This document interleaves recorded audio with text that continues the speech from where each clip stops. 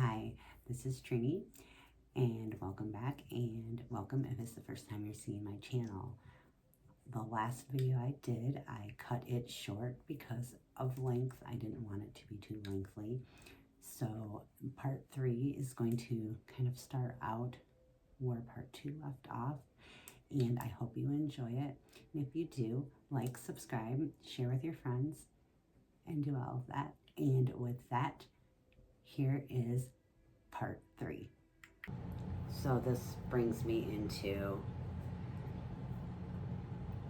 my taper and what I've done so far, what has changed since I've started my taper again, and all of that.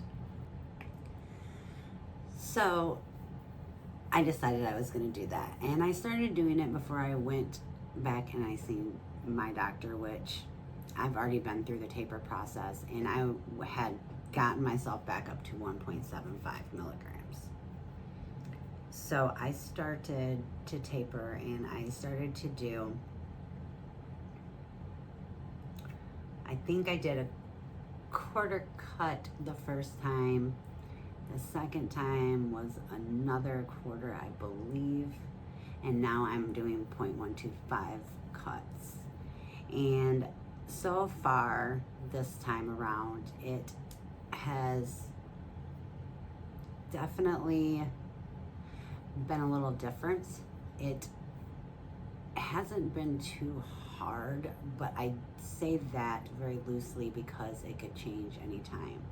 Now I'm coming up on another cut in, let me see, 4 days from now, where I will be doing another 0.125 cut, and I will be at the lowest I have ever been in the last 20 years, and I'm pretty excited about that.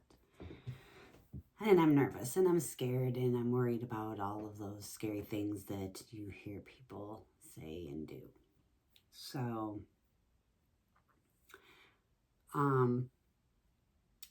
so people ask me as I'm tapering, they ask different questions like, you know,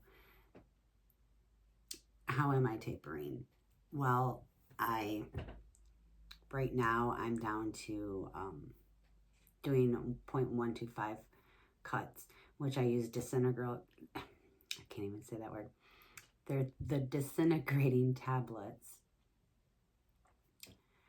And then I take a regular tablet, and I've been doing it that way, and it's pretty easy.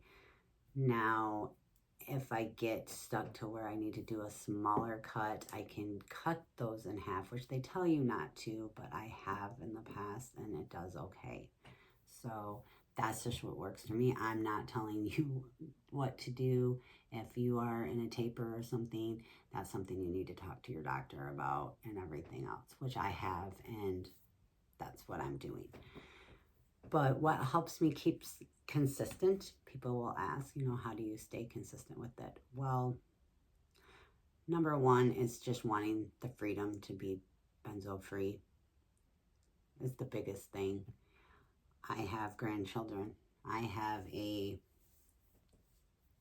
big family that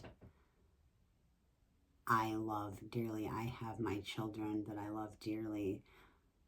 Both my parents are gone now, and my family is, that's what I have.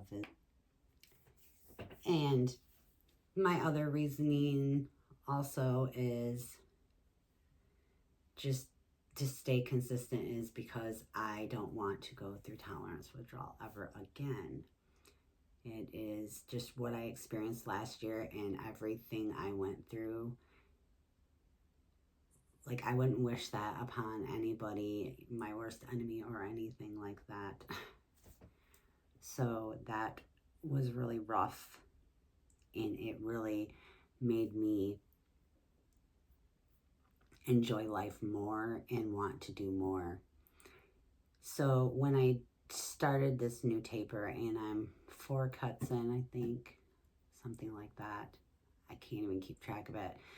A lot of that is my benzo brain, my anxious brain that can't retain a lot of knowledge sometimes. But it has been such a wonderful thing so far. I have a few hiccups here and there, but nothing, like I said, too terrible. But it could change, and I hope it doesn't.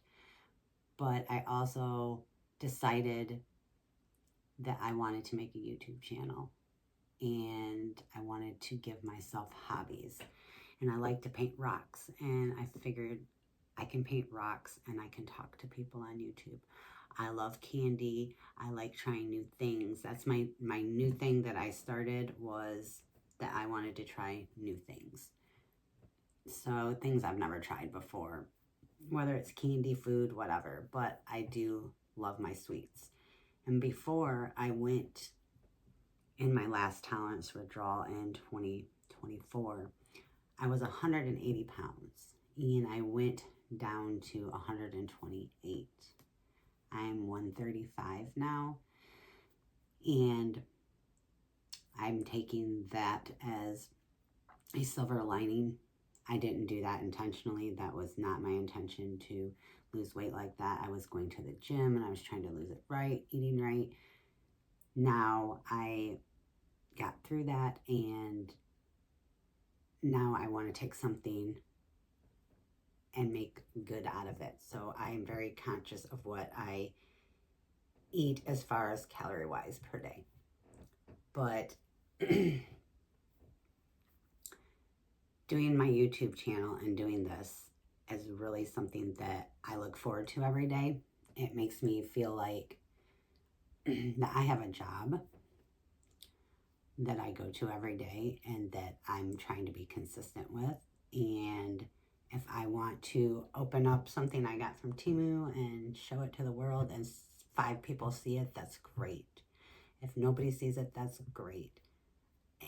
That doesn't affect me at all. It makes me feel good to be able to feel like I'm doing something for myself, but hoping that maybe I can reach someone out there that might be afraid and everything else.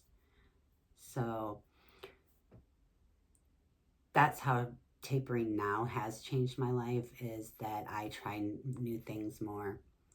I am really excited about doing a YouTube channel. I am very fidgety. I'm really crappy at editing, and I probably ramble a lot, but I'm very nervous doing it, and I'm a big talker. And that's strange that as soon as I turn the record button on, I'm not genuinely 100% myself. I try to be myself as much as I can and get as comfortable as I can. And this is me trying to, is just sharing things about me. So I have 2 more questions that I get asked a lot, and then I think I will wrap that up after these 2 questions. And another one I've been asked by my children, and I've been asked by my doctor and several other people. What am I looking forward to once I'm benzo free? Well, I'm looking forward to not being anxious, and if I do get anxious, it's something that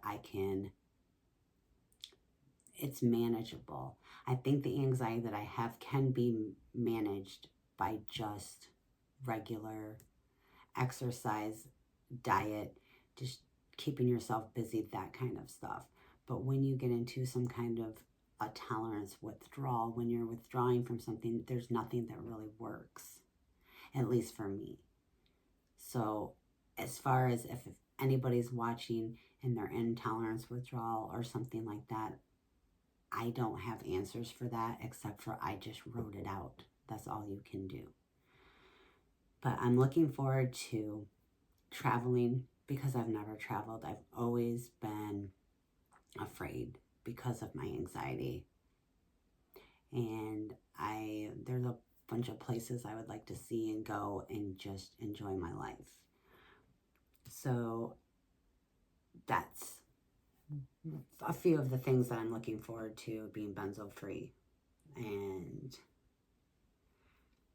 then the question that I always get is, what do you want to tell others who are scared to start? And that's another one of my things that I'm looking forward to do when I'm benzo free, is I would like to be a peer support for people dealing with anxiety disorders, panic disorders, depression, and things like that. I've been through some rough things and traumatic things in my life.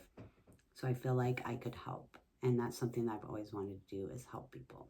So what would I tell someone if they're afraid to start tapering, or if they're being forced to be tapered and they're not quite ready? Is,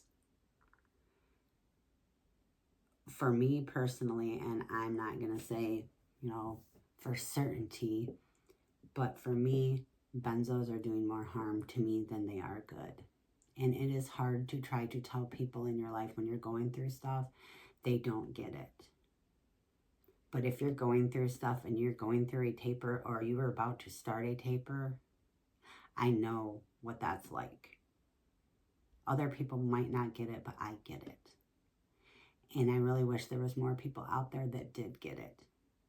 Because to talk to people, they just think that you're just a crazy person that literally is just crazy. That just get over it. To stop overthinking. You'll be fine. It's all in your head. Those are the things you don't need to hear. And I'm here to say that I'm here for anyone that is going through benzo withdrawal, benzo tolerance, benzo tapering. I am not a doctor. I am not a licensed anything. I'm just a person that's experienced stuff. But what I can be is a shoulder to cry on, an ear to listen, and to have your voice be heard by me. That is important to me. So I just want anybody out there to know, I know what you're going through. I know it's scary, but we are not, our mileages do not stay the same. They vary.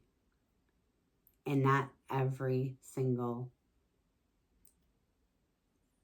taper or getting off a benzo is going to be like a Jordan Peterson situation. That is the most rare, extreme thing, and it's a terrible thing that he had to go through. And he's a brilliant, brilliant man, and to see how far he's came after what he went through just gives me more strength to know that I can do it. And he went through something in his getting off that doesn't happen often, and it was miserable for him. And if he can go through that much misery and come out and still be good, then I can do this all the way to the end. So for anybody out there who's scared to start, there's nothing to be scared of. Just take your time, get a good doctor that will help you through it, and go slow and steady. It's not a race, it's a marathon, but you'll get to the end. And if you guys like this content and you want to hear updates on my taper as I go through, I would be glad to share that. And if anybody wants to get a hold of me personally, I do have an email address. I don't know if it's in my page, but you can email. I'll have to check it out. If not, just send me a comment and I'll drop my email. If you just need someone to talk to,